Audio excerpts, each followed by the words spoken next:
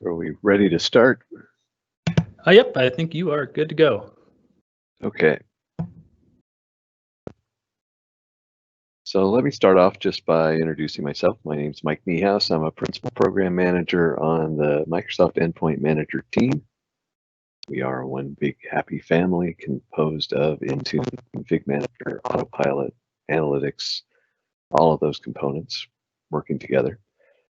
The Windows Autopilot piece is effectively kind of positioned as a way of modernizing the way you deploy a Windows device.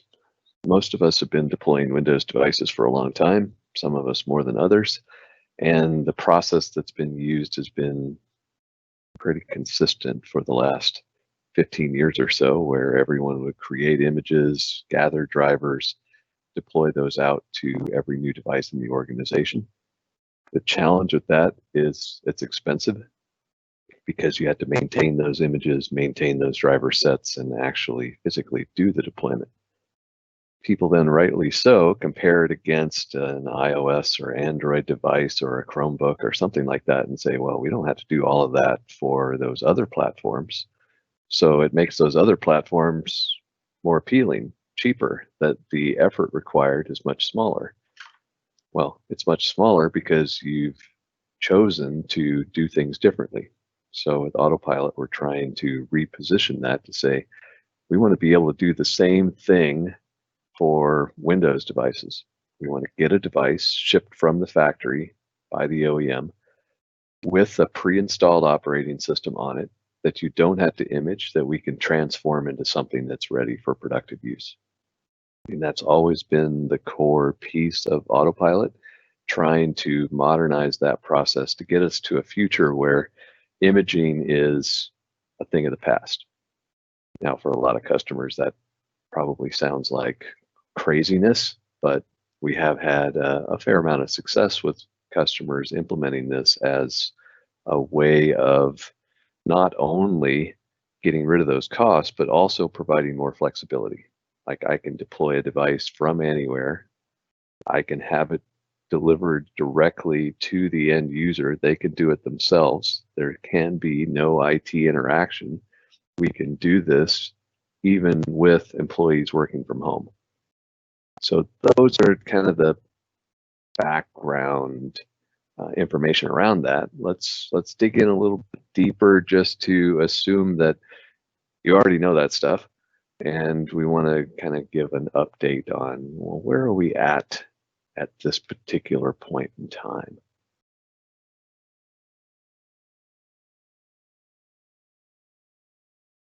If you were at Ignite back in 2019, seems like ages ago, we had included a couple of roadmap slides where we talked about the features that were available and the enhancements that were coming. So here's a quick update. We had said user-driven mode with hybrid Azure AD join. We were working on being able to do that over VPN. That is now available in public preview. We'll talk more about that as we get into this. The white glove feature had just been made available as part of Windows 10 1903. That is still in preview. We're targeting general availability later this calendar year. Same with self-deploying mode, which has been around a little while longer. That's still in public preview, targeting general availability later this calendar year. Both of those are actually tied together since white glove leverages the same self-deploying mode capabilities. The challenges that we ran into with those scenarios were around TPMs and TPM attestation. And as we've worked on proving that that process is going reasonably well, we've been in a data gathering exercise to make sure that everything is good, at least getting up to our targeted reliability levels before we say that these are generally available. So we're getting pretty close. I think by the end of the year, we should be in good shape for that. We had also talked about a variety of features that we leverage across all the different Windows Autopilot scenarios.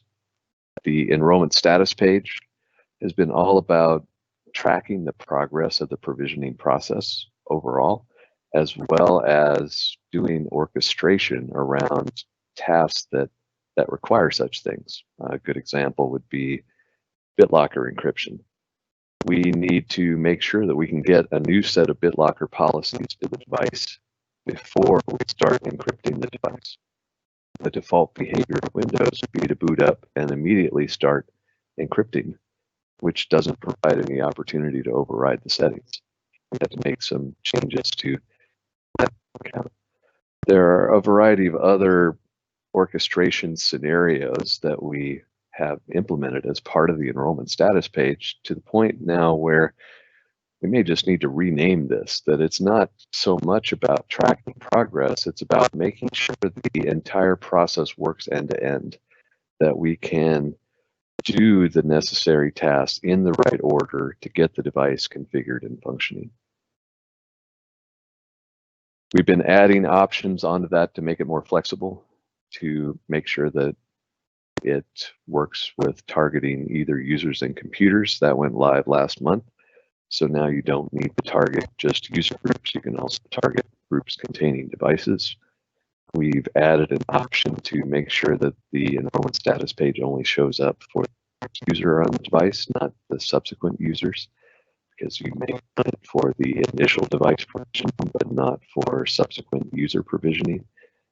We're working on integration with Config Manager. We'll talk more about that in a moment, but the overall goal is that we want to be able to leverage what you already have, what you built into a Config Manager task sequence as part of the provisioning process as well, so that we can orchestrate that as well. On the device lifecycle management side, we still need to do more work on improving the performance of importing devices into Intune. That's a never-ending task. We've added the ability to edit group tags for devices that have already been added to Autopilot, as well as to assign computer names for Azure AD join scenarios. We have more work to do on the hybrid Azure AD join side, but at least for Azure AD join, you can specify whatever computer name you want in advance, and Autopilot will make sure that that computer name is assigned appropriately during the provisioning process. We've been adding more around reporting, so that you can see after the fact every device that you've deployed, its overall status. Was it successful? Did it fail? How long did it take? We're working on adding additional detail into that report so that you can see app deployment details and policy and certificate details, so you get a broader service side view of what happened on the client. So that's out there now. Check it out. We'll be continuing to add to that over the coming months. We're working on adding a button into Intune so that you can just click it and say collect all logs from the device. That will make remote troubleshooting a lot easier. If anything goes wrong, you don't need to send instructions to the end user on how to gather logs and upload them to OneDrive or anything silly like that. You can just go into Intune and tell it to collect them. It will send a command to the machine. The machine will run a bunch of command lines, gather all the output from those command line tools, upload them into blob storage, and tell you where they're at. So at that point, you can then dig into those logs. Eventually, we want to do more analysis around those logs, and we have a lot of work going into just troubleshooting in general so that we can improve the client-side IT experience if anything goes wrong. You shouldn't have to look through 37 different logs to figure out what's going on. It should be able to provide a single log and an easy view for you to look at to be able to figure out what happened, what went wrong, where did it go wrong, what do I need to do about it. So that's an ongoing development effort at this point. Hopefully by next year, we'll have more of those pieces in place to help out with that process. We know that there's more work to be done around making configuring of Windows easier. So I'm sure you've all built out your task sequences over the years, and it's probably filled with a whole bunch of PowerShell scripts and other tools hooked into it to do configuration of the OS. That shouldn't be a big issue Yeah, I do see the note about the audio breaking up. Is that a big problem? If so, I can switch to a different microphone.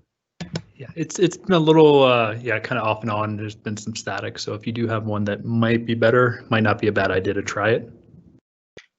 Let me follow my mess of cables and see what it's currently plugged into.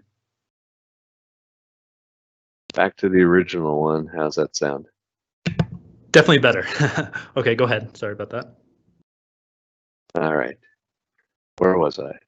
Oh, Windows configuration. You probably put together task sequences that do all kinds of things to configure the operating system, and they're pieced together with PowerShell scripts and other tools and those sorts of things. Trying to recreate that in Intune, or really even having to do that at all, is generally bad. So we've been looking at other ways to simplify that so that we can provide just options to let you check boxes.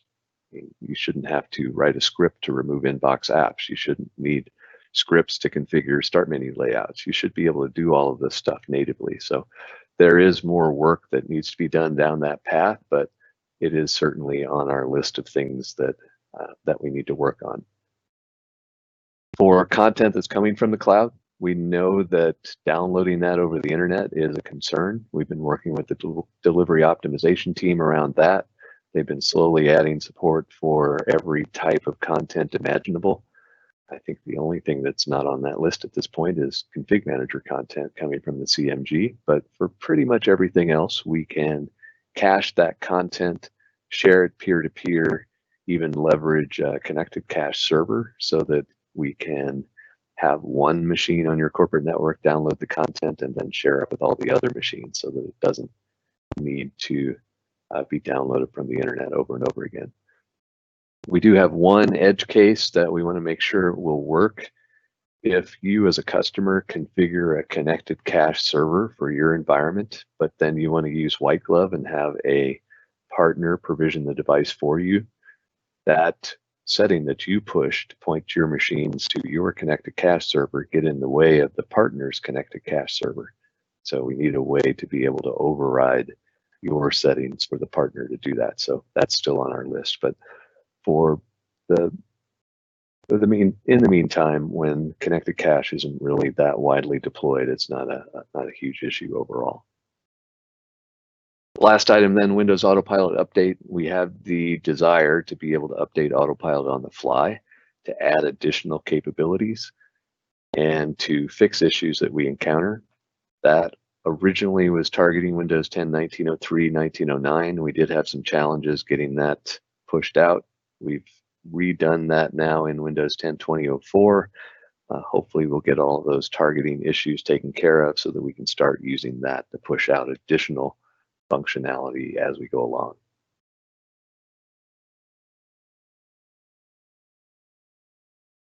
All right, before we dig deeper, I want to go through a few terms just to make sure that we're all on the same page.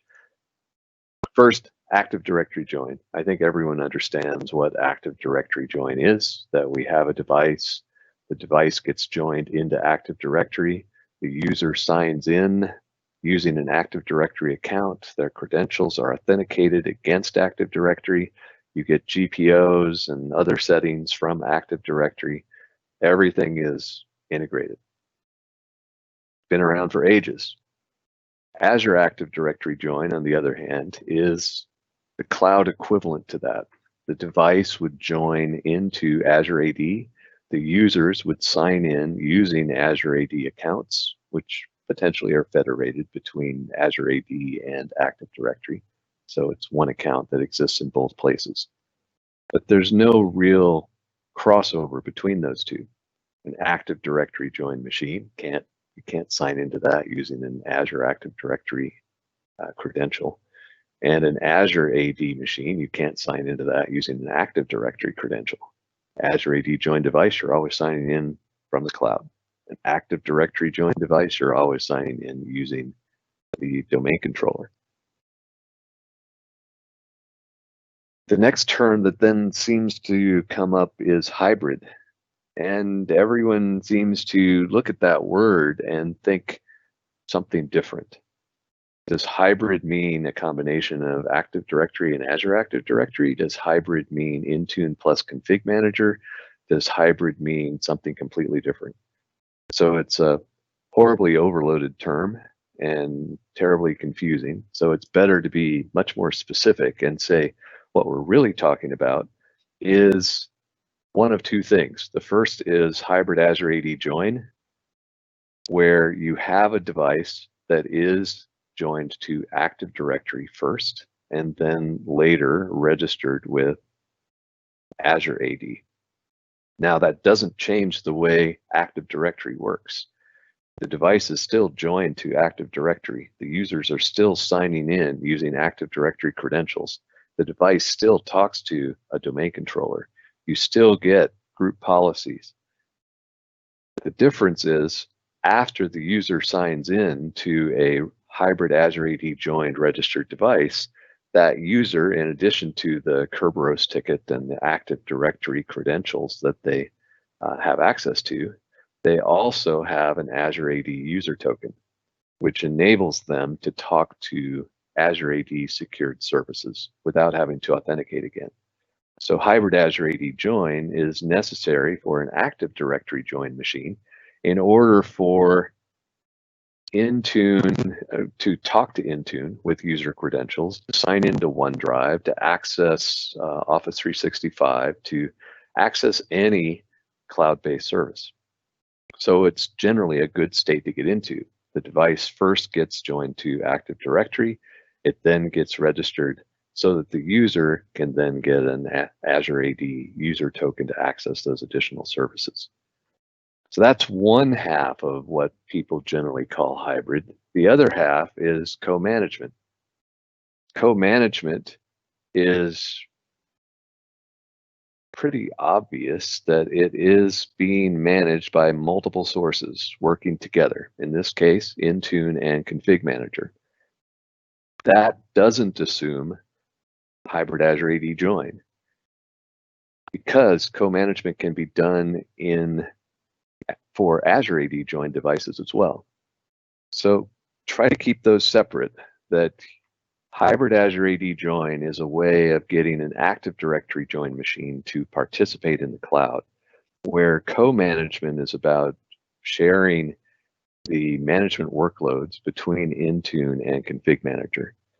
And if you mention hybrid to me without providing any additional context, I'm probably going to ask you, well, what are you really talking about? Are you talking about hybrid Azure AD join? Are you talking about co-management? Are you talking about something different? But try to be explicit down those paths. Now, when we look at those paths for co-management, the traditional one is always starting off with a device that's joined to Active Directory. Since most of you are coming from an imaging-based background, you would start by deploying an image. That image would join Active Directory. The Config Manager agent would be installed, and eventually, as the hybrid Azure AD join device registration process completes, the device then gets enrolled in Intune and becomes in that co-managed state. But you can also have a cloud-first path, which is typically used in the Autopilot scenario, where the device would first be connected to the internet. It would join either Azure Active Directory or Active Directory, enroll in Intune, and then Intune would push the configuration to the device. So either of those paths are valid. It just depends on what's your entry point. Are you starting off from Active Directory, or are you starting off from the cloud? And the end result's the same. You just go about it in different ways. So one of the ways that we want to be able to leverage co-management then is by integrating a config manager task sequence into the Windows Autopilot provisioning process. So thinking about that cloud first mechanism, we would have a device that Autopilot and Intune would get joined to Active Directory or Azure Active Directory. It would then be Intune enrolled, obviously. Intune would push down the Config Manager agent. And as soon as the Config Manager agent installs, we want to be able to run a task sequence. So you can specify the task sequence ID that you want to execute. That works today using the config manager releases that are out there. What we're still missing then is integration with the enrollment status page to be able to orchestrate this overall process where the task sequence does the bulk of the work. So we'll join the device, we'll get it enrolled, we'll install the config manager agent, we'll immediately run that task sequence. It can do all the configuration tasks pretty much as you already have them today. You could just edit your existing task sequence, take out the OS deployment pieces because the OS is already there, and just have a task sequence that performs all the post-OS configuration tasks. So that task sequence would run. This last piece, though, being able to track that is what we're working on now. So hopefully you'll see that in the coming months as we get the integration in place in Autopilot, in Intune, and in Config Manager to do that controlled process as we go through to make sure that by the time the user gets to the desktop, the OS is fully configured and ready to use. So let's talk more about hybrid Azure AD join with VPN support. Going back to what I said earlier, this really means the device will join Active Directory first. And because Active Directory requires talking to a domain controller, we need VPN support so that the user can sign into the device. The process works entirely over the internet up until the point that the user wants to type in their Active Directory credentials to sign in for the first time. So we need to be able to get the VPN configuration on the device to enable that.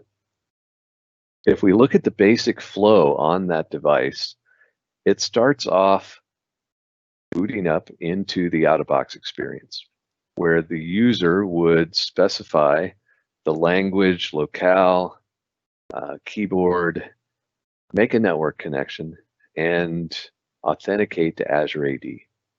Now, this authentication to Azure AD, when we get to that point, is all about proving that you're part of the organization and using the resulting credentials, the Azure AD credentials that are being entered, to get the device enrolled in Intune.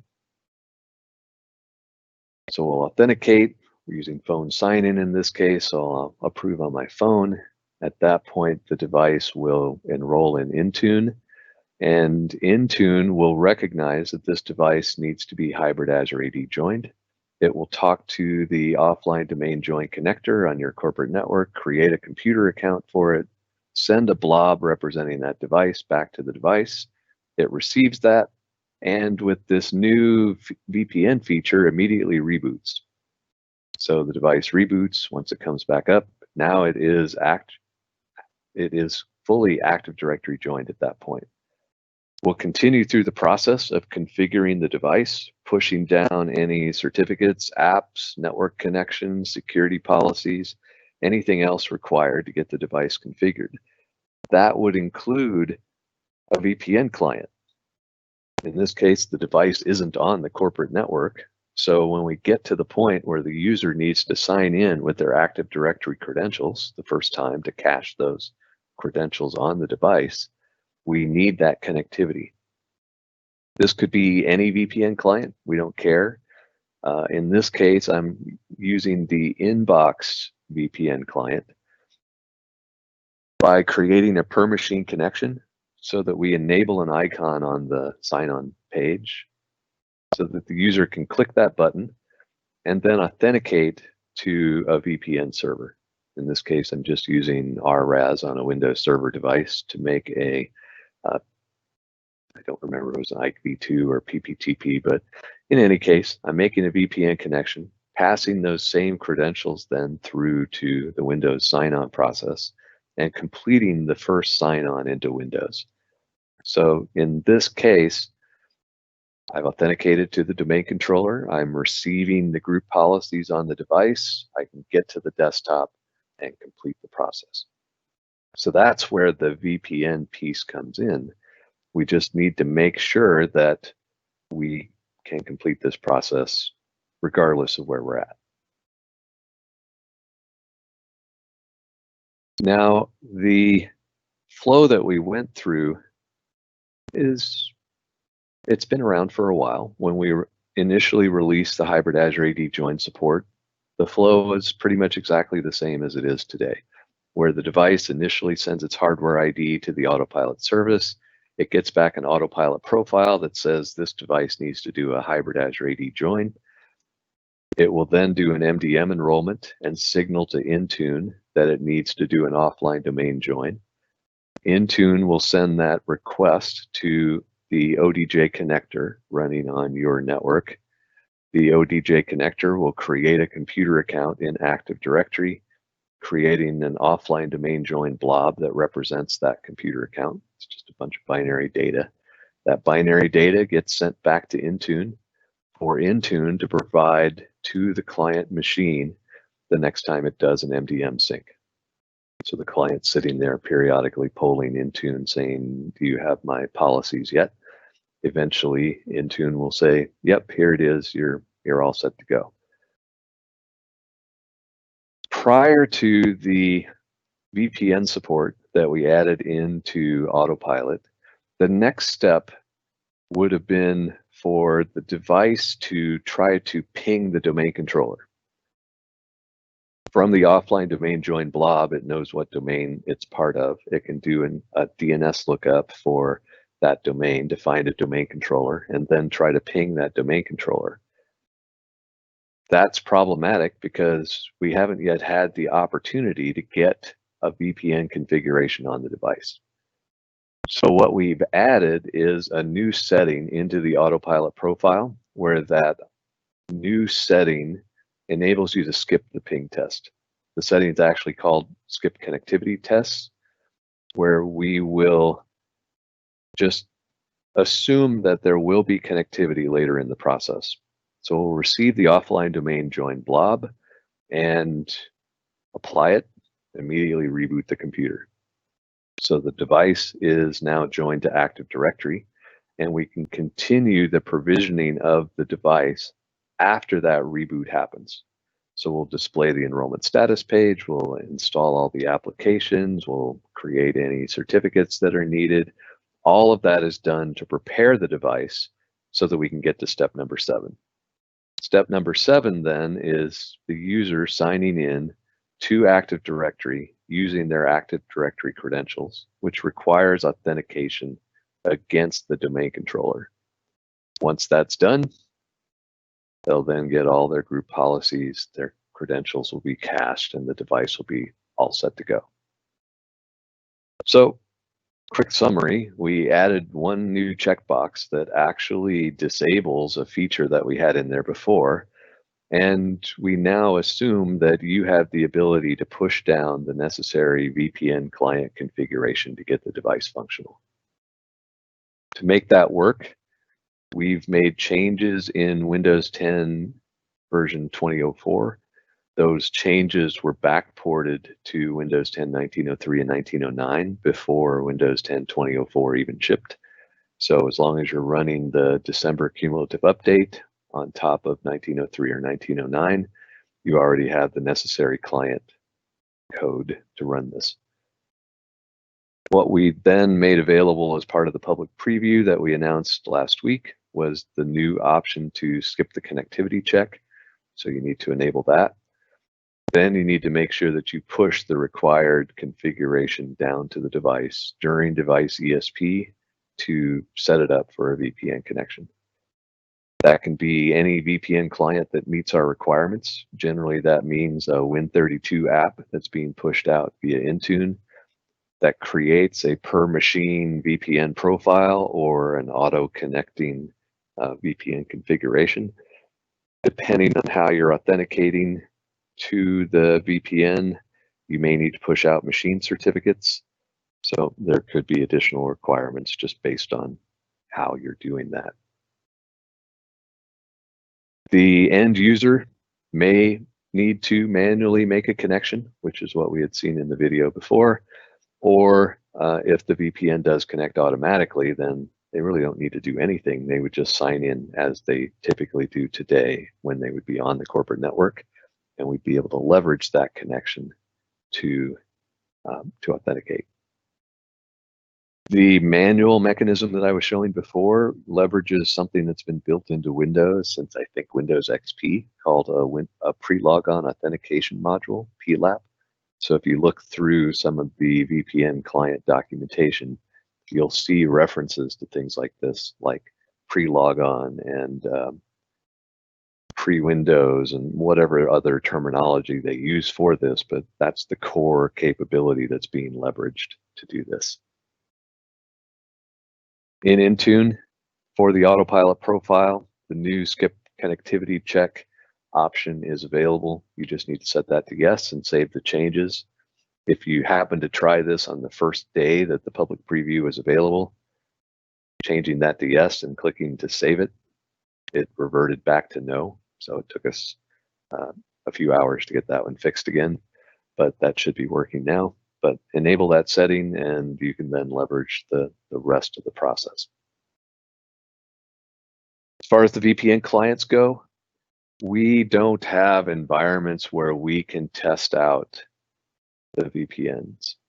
I mean, we don't have a Cisco AnyConnect environment or a Pulse Secure environment or anything like that. So a lot of what we have done is just research to read through the documentation on all these different VPN products to see, do they have anything listed in their docs that describe how you would do something like this? And we think pretty much all the ones on this list should be able to support that. There are probably more beyond that that do as well. We just haven't come across them yet. So based on what you're using today, let us know if there are others that you have questions on, and we can try to do some research to figure out what's possible. If there are any questions, you can always talk to the ISVs for these as well.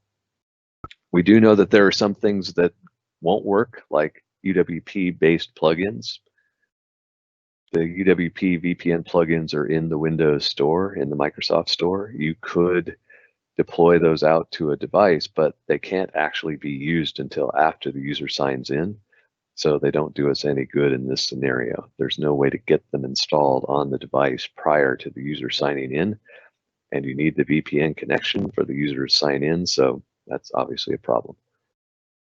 If you do VPN authentication using a user cert, that's problematic as well, because there's no way for us to deliver a user cert to a device before the user signed in. That's a basic problem. If you're using direct access today we don't have any way to provision direct access prior to the user signing in. Now you could set up a VPN and over that VPN receive all the direct access policies and switch to direct access after the initial VPN connection, but we don't have a way to do that provisioning prior to the logon. If you look at the terminology used by these different VPN clients, they all call this setup something different. So if you're looking at the documentation around your specific VPN client and want to know what to look for in the AnyConnect case, look for something called Start Before Logon or SBL. For Pulse Secure, they have a credential provider. Global Protect describes it as pre-logon. SonicWall, NetScaler, Checkpoint do more of the auto-connecting VPNs. So you just need to make sure that they will automatically connect after they are installed. F5 Edge Client has a dial-up entry Windows Logon integration option, which kind of shows you how far back this goes. Dial-up entry is referring to RAS and the RAS phone book. Basically, these PLAP integration points are still tied into those same dial-up RAS APIs that were created in the Windows XP timeframe. Obviously, we also support our existing always-on VPN solution as well, using a device tunnel. So you can configure always-on VPN with a device tunnel, and that'll work just fine. It's basically another auto-connecting VPN solution. The biggest headache with that right now is that we don't yet have a simple way of creating that always-on VPN device tunnel profile in Intune. We did announce last month that this is in development and hopefully should be available sometime next month, so that you can easily go in and create a profile that you target to devices where you enable this device tunnel and specify that it should use machine certificates, which you can deploy out via SCEP, to establish this connection. There are also some new cryptography suite settings that we're adding in Intune at the same time to make sure that we can configure the client VPN profile to match the server settings instead of the other way around. Without these additional cryptography suite settings, you would have needed to configure the server to match the Windows 10 defaults. This way, you can do it either way. You can have the client adjust the settings to whatever is configured on the server, or you can configure the server to match what's the defaults on the client, either way. So that's in progress now. We should be making that available sometime next month. In the test that I was using, I did a simple VPN connection where I pushed out a PowerShell script to leverage the inbox Windows VPN client to create an all-user connection. So I wrapped that one-line PowerShell script into a Win32 app that I could deploy out via Intune to create that connection, which then enables the network connection icon on the Windows logon screen. Anytime the device sees a VPN connection, or a dial-up connection, if you want to call it that, an all-user connection, anytime that's available, then that icon shows up on the Windows logon screen for any domain-joined device, so that the end user can establish that VPN connection to log into the machine. It's exactly the same scenario, the same reasoning for password resets. Imagine that you forgot your password, you called the help desk, they reset the password for you. You now need to sign in to your device with the new password and you're not on the corporate network. It's exactly the same scenario, exactly the same problem. You need to be able to establish a VPN connection so that you can sign in with your new credentials to be authenticated against a domain controller so that you can get to the desktop. It's worth spending a little bit of additional time talking about hybrid Azure AD join, just to make sure that everyone understands how this fits into the bigger puzzle. This is effectively the process that happens after all the other things that we've already talked about have transpired. So we've already done the offline domain join, we've already gone through the device ESP, we've made the VPN connection, we've signed on as the user.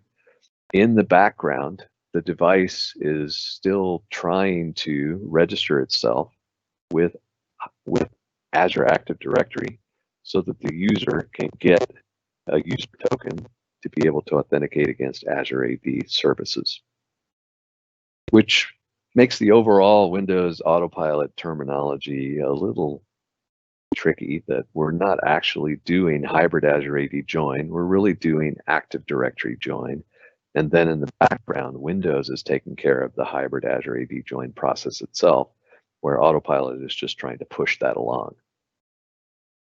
But the process works by having that Active Directory join computer first talk to a domain controller to figure out, is there even an Azure AD tenant that it needs to register with?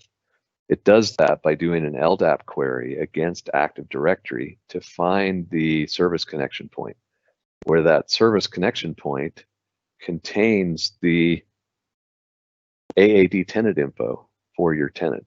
Otherwise, that Active Directory join computer has no way of knowing what tenant it would even need to talk to.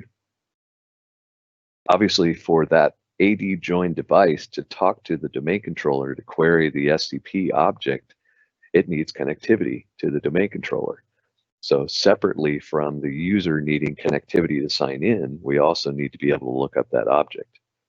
Once we have that, then the device will update a user certificate property on the computer object that was already created in Active Directory.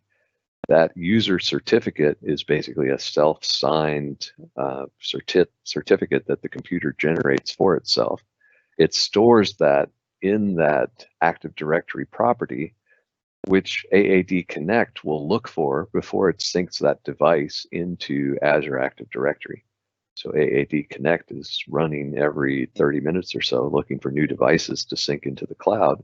It won't sync any of those until it sees that user certificate has been populated.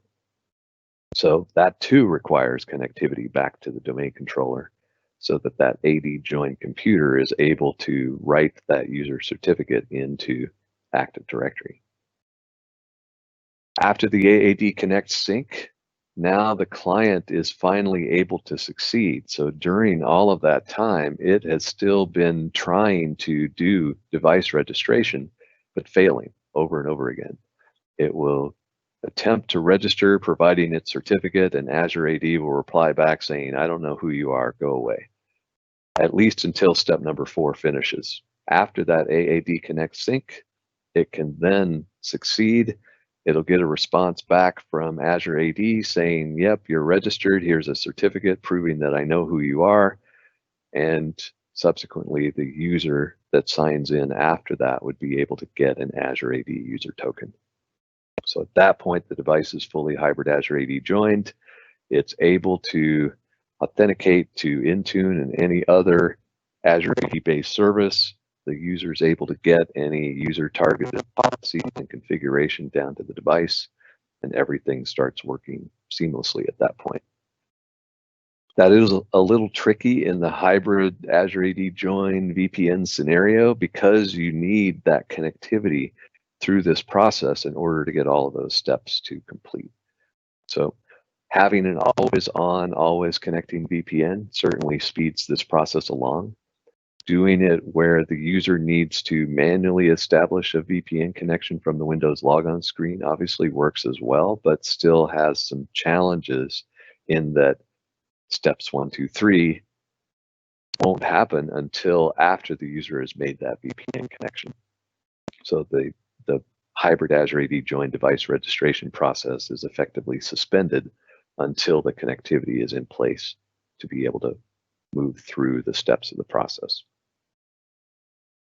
It's also worth mentioning that white glove pre-provisioning has always been able to do the hybrid Azure AD join process over the internet because you would go through the white glove process as a technician. And we always knew that during white glove, the end user is not going to ever sign on. So we didn't do that ping test. We would just go through the provisioning process to get the device joined, to get the device enrolled, to push the configuration down to the device. So we can fully provision the device with the necessary configuration, including VPN clients and device certificates and anything else that we need to get the device to the end of the process, where we can then reseal the device, shut it down, send it to the end user, and the end user would then need to establish the VPN connection using the configuration that's been pushed to the device so that they can sign on. So you could always do this. This has been around as long as white glove, so since Windows 10 1903 originally existed.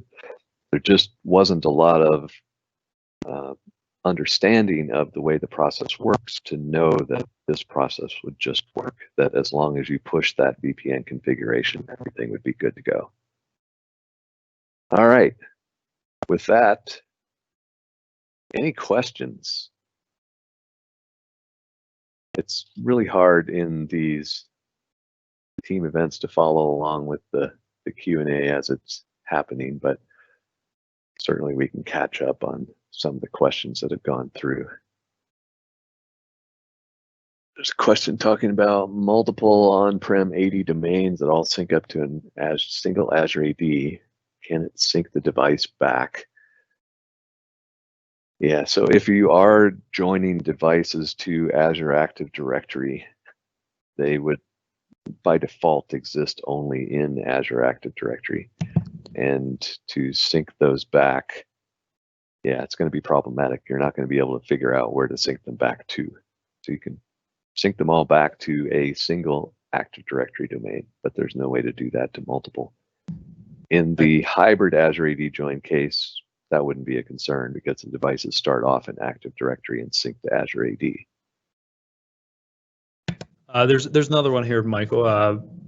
Is there any direction for local admin passwords for Intune? Using Labs on-prem is what they've been doing. So any options in the cloud, or would you generally not even want local admin from your perspective? There is work going on to create a Labs-like solution, but it's not yet available. The Azure AD team has been working on that one to provide the same type of functionality. You can create and enable a local admin account via Intune already today. It's not exposed with any of the built-in properties, but you can do custom OMA URI properties. I did a blog talking about that where I think the title was something like, you can use Intune to create a local admin account, but that doesn't mean it's a good idea. Because you would push out a policy to every device to create an account with the same password. That's not a good thing. So yeah, using a Labs type solution will help out with that to be able to enable that. Okay, is there an official list of supported VPN clients? I know you had a list in the PowerPoint. Would there be any support from that perspective, or would that be more on the vendor to make sure they have that connection back with the VPN? Yeah, since we can't validate the third-party clients ourselves, we can't make any official supportability claims. All we can do is describe the requirements, where the requirements are one of two things. It either needs to be a VPN client that automatically connects after it's installed, or it needs to be a VPN client that can integrate with the Windows logon screen so the user can manually make a VPN connection. In either of those cases, it's entirely so the user can get their credentials validated against Active Directory by establishing connectivity to a DC. So we're pretty much indifferent when it comes to VPN solutions. We did initially try, as part of the original hybrid Azure AD join solution, to create a solution that only worked with always-on VPN. And that really didn't go anywhere because no customer really wanted to replace their existing VPN infrastructure with always-on VPN, even if they only used it for the initial provisioning process, or if they did express a willingness to use it for the initial VPN provisioning process, they weren't willing to use the always-on VPN client with something other than their existing hardware VPN backend, because they didn't necessarily have the capacity or configuration in place to use always-on VPN with, say, an RRAS server. So it created a whole bunch of problems where we basically then just took a step back and said, we don't really have a compelling reason to get you to change your existing VPN solution. In fact, that's just way too much friction in the process. What we would rather do is just lay out what the rules are. There's a question in here asking about Zscaler private access and whether that one's supported. We've actually had some conversations with the Zscaler team indirectly, which is entertaining. Like, customers will come to us and say, well, does Zscaler work? And we would reply back saying, we don't know, why don't you ask them? So they would talk to Zscaler and relay the information back to us, which was rather entertaining. But according to Zscaler, they don't yet have the ability to make a connection prior to Windows logon, but that is something that they're working on. For hybrid Azure AD join, our VPN uses MFA, and I don't think that we could use passwordless. So would that be a scenario where it just probably wouldn't work in that case? So you use MFA. I think it's going to depend more on the VPN solution. Like, we don't, Cisco AnyConnect's a good example. AnyConnect is infinitely configurable when it comes to how you authenticate. Do we care how it's configured? No, but we just need to make sure that the user can complete the authentication in whatever way they need to establish the VPN connection. So I don't know how else to answer that one other than it depends. It just depends on your specific configuration. Okay, what's the core difference between hybrid Azure AD join and device write back? Both needs to be configured via AAD to connect for device registration Azure AD question. Well, hybrid Azure AD join, the device starts out in Active Directory and gets synced into Azure AD. Device write back is the other direction, and generally it's not required. There are some specific scenarios where you might need to do it, but I've never done it. I've never had the need to sync devices from Azure AD back into Active Directory. One of the cases that came up in a conversation a while back was a customer had a Wi-Fi environment where it would only allow 802.1x connections from a machine that existed in Active Directory. So if you join the device to Azure AD and you weren't doing device write back, the device wouldn't exist in Active Directory, so therefore they couldn't connect to Wi-Fi. So the write back is generally to solve that sort of problem where you need the device to exist in Active Directory for something else that's making use of that. There's no dependency from Intune or Autopilot perspective to do write back at all. All right, I've got one. Can you tell some more about the new Intune feature that doesn't require group tags linked to dynamic groups that provides more flexibility since dynamic groups are usually slow? Yeah, certainly we recognize that that's a challenge, that anything that you build based on dynamic groups, you suffer a lag as those group memberships are calculated. So like if you were to go in and change a group tag associated with an Autopilot device and that group tag was used in a dynamic group membership rule, you don't really know how long it's going to take for that group membership to be updated to reflect that change. It might take a minute, it might take 15 minutes, it might take longer. It just depends on the Azure AD background processing that's taking care of that. So we do have a general desire to enable Intune targeting without using dynamic groups so that you could target, say, all devices and then apply a filter that says all devices, but filter it to just the devices that have this group tag or something like that. So there's more work going on. I think we'll have more to share around that in the next few months as we get to a point of previewing that capability. All right, here's one that you might know. Why does device configuration profiles take so long to report back as succeeded?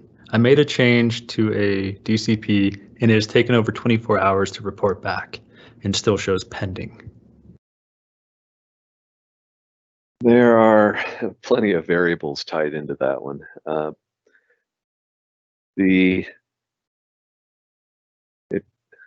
think it depends.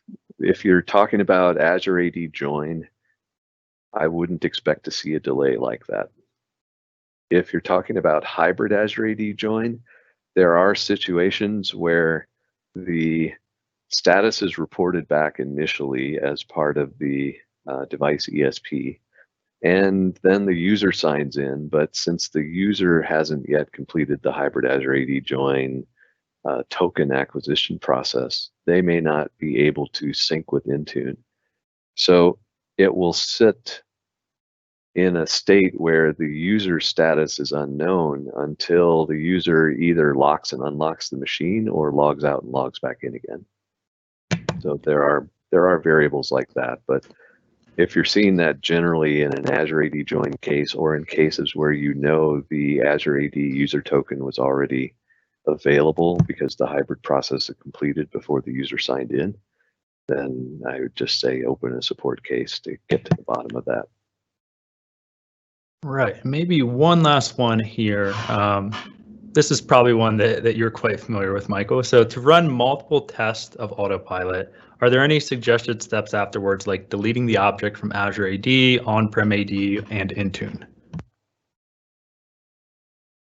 In the Azure AD join case, generally no. You can just continually repeat the process over and over and over again.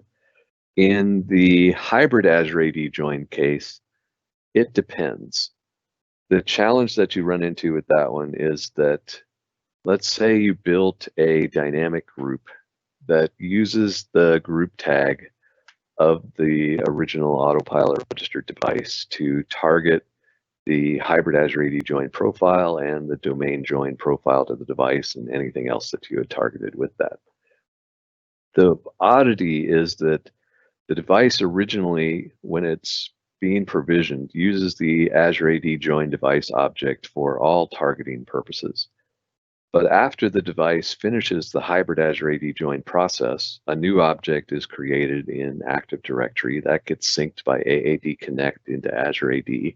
Now there are two device objects in Azure AD. When that second one shows up, the hybrid Azure AD device join object, Intune switches all of its targeting over to that second one.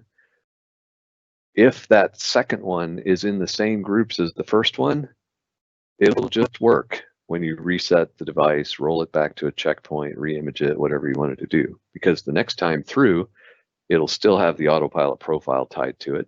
It will still have the domain join profile targeted to it. It'll still have all the other device configuration profiles and apps and other things targeted to it. But if you made the assumption in your initial setup that that Azure AD device, the original pre-created Autopilot Azure AD device object, was always going to be used for provisioning a device, that's not a valid assumption. So you could certainly run into cases where it works once, and if you then reset it, reimage it, roll it back to a checkpoint and try again, it won't work a second time. You can work around that with the domain join profile just by targeting it to all devices, because you can't possibly miss when you're targeting all devices. But for other device configuration profiles and apps and things like that, you just need to take that into account and make sure that both of those device objects are in the appropriate groups to get the right things targeted to the device. If you don't understand that, then yeah, the fallback that most customers have done when they don't understand what I just said is to delete the device from Autopilot, which also requires deleting it from Intune first, then re-registering it with Autopilot, which causes a new Active Directory device to get created. And that new Active Directory device is then going to be used for the targeting the next time through. Great, but that's an awful lot of work to go through to get a device back into a state where you can go through that process again. Alrighty, so I know we just went just a little bit over time, so I'll leave it up to you if you see any other ones that stick out that you'd like to answer. If not, I think we're okay to wrap up your session. What do you think? I don't see any easily answered ones in the list. So yeah, why don't we just wrap it up? Obviously, anyone can send me questions via LinkedIn, Twitter, various Facebook groups, Reddit occasionally. I don't routinely check in there, but I'll follow up on those offline. All right, well, awesome. Well, thank you so much for presenting and answering all the questions. I guess I'll go ahead and just wrap things up. So really the only other thing that I had to say was we will be sending out a survey. You most likely just got it in your inbox. So if you get time, if you could complete that, that's just going to help us know things like how often, how long the event should be, who you would like to see next as a speaker. So if you could complete this form out, we would definitely appreciate it. Outside of that, I think that's really all we had for this event. So anything else from any of the other presenters that you guys would like to say, or are we good to go? No? Okay, I think we're good. Well, thanks everyone for joining. Like I said, the events will be available for playback on YouTube. So just keep an eye on the email that you just got within the survey that will also contain a link to the recorded videos as well as the GitHub repo. You should have seen those links as well. Any questions or feedback, hit us up on Twitter and or the website. You can come in, leave comments, and any questions that you guys have. I hope this event was helpful, and thank you for attending.